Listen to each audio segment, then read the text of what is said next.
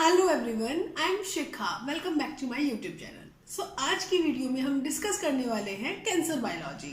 ये कैंसर की third video है। इससे प्रीवियस वीडियो में हमने कैंसर का बेसिक डिस्कस किया, कैंसर सेल्स नॉर्मल सेल्स से कैसे डिफर करती है, क्या क्या कैरेक्टरिस्टिक है कैंसर सेल्स की, एंड देन हमने जेनेटिक्स डिस्कस किया कैंसर सेल का, जिसमें हमने P53 डिस्कस किया। 4 ट्यूमर सप्रेसर जीन्स में से हम एक ट्यूमर सप्रेसर जीन डिस्कस कर चुके हैं।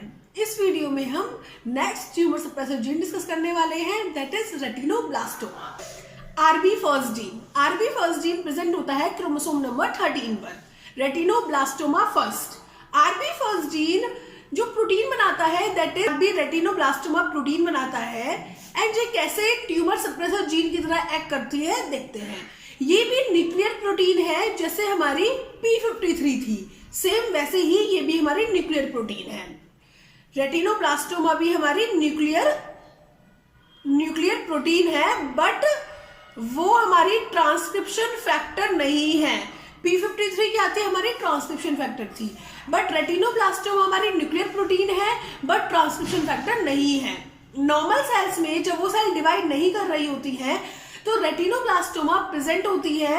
रेटिनोब्लास्टोमा इस वक्त एक्टिव होती है और वो E2F को और DP को इनएक्टिव करके रखती है। E2F and DP transcription factor है, बट रेटिनोब्लास्टोमा ट्रांसक्रिप्शन फैक्टर नहीं है।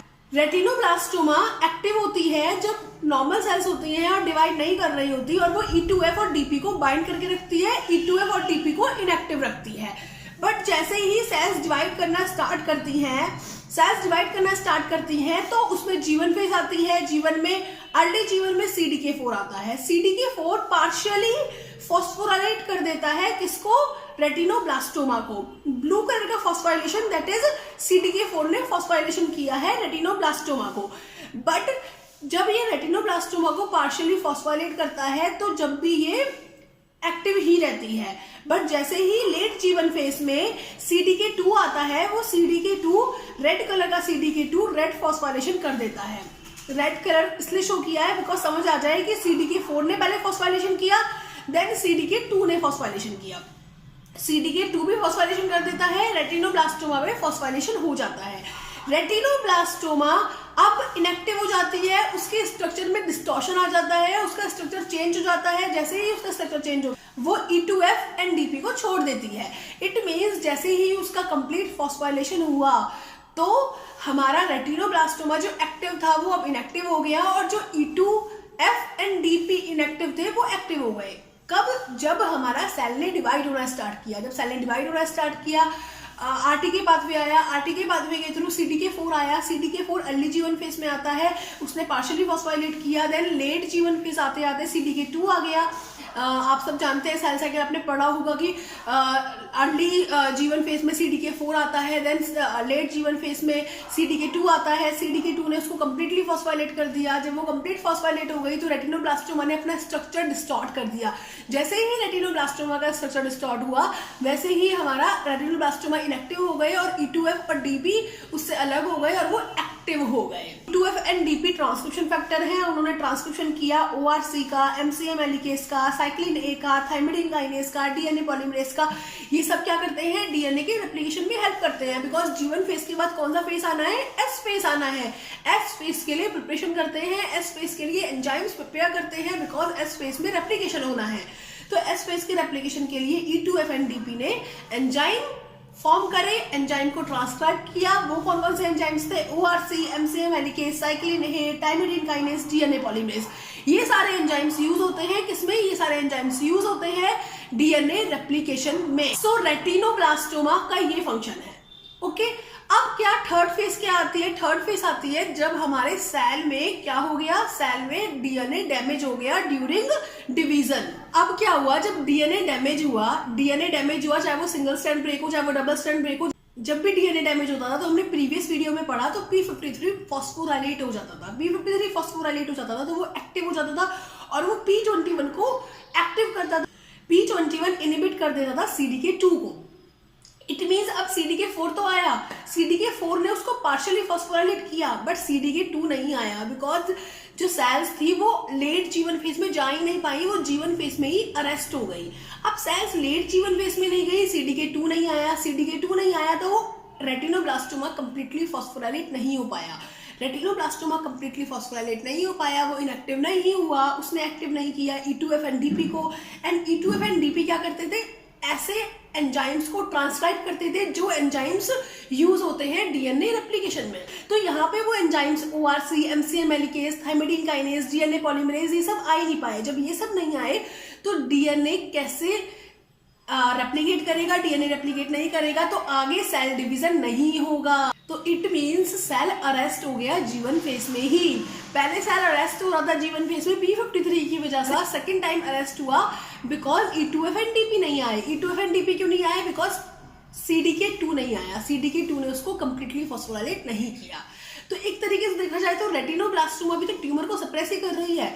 इफ डीएनए में डैमेज है तो रेटिनोब्लास्टोमा एक्टिव रह जाएगी, एक्टिव रहेगी तो वो E2F-NDP को एक्टिव नहीं करेगी, वो उन दोनों को इनएक्टिव करे रखेगी। और क्या होगा, और हमारा जो सेल है वो आगे एस फेज में नहीं जा पाएगा, जीवन में अरेस्ट हो जाएगा। तो इसने भी तो वही फंक्शन किया जो P53 ने किया। बट P53 एंड रेटिनोब्लास्टोमा में डिफरेंस भी काफी है एंड सिमिलरिटी भी काफी है। सिमिलरिटी है क्या है, ये दोनों ट्यूमर सप्रेसर जीन है, ये दोनों ही न्यूक्लियर प्रोटीन है, ये दोनों ही न्यूक्लियस में प्रेजेंट होते हैं। और डिफरेंसेस क्या क्या है, डिफरेंसेस ये है कि P53 ट्रांसक्रिप्शन फैक्टर है बट रेटिनोब्लास्टोमा ट्रांसक्रिप्शन फैक्टर नहीं है। वो ट्रांसक्रिप्शन फैक्टर्स को E2F-NDP को इनएक्टिव करके रखता है। P53 इनएक्टिव होता था MDM2 के थ्रू, बट रेटिनोब्लास्टोमा इनएक्टिव नहीं होता, वो ऑलरेडी इनएक्टिव करके रखता है E2F-NDP को।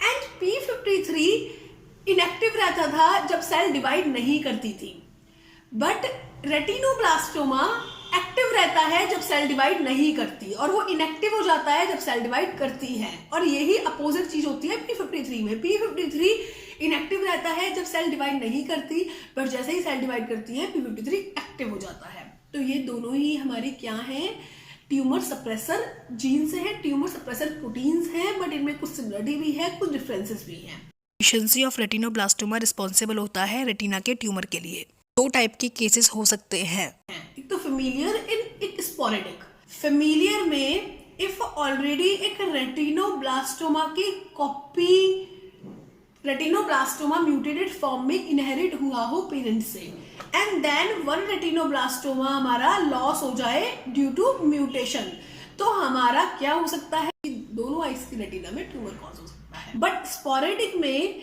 रेटिनोब्लास्टोमा दोनों प्रेजेंट थे, बट फर्स्ट म्यूटेशन हुआ, एक रेटिनोब्लास्टोमा की कॉपी लॉस हो गई, सेकेंड म्यूटेशन हुआ, दूसरी रेटिनोब्लास्टोमा की कॉपी भी लॉस हो गई, दूसरी रेटिनोब्लास्टोमा की कॉपी भी लॉस हो गई, तो हमारा वन आई ट्यूमर हो सकता है।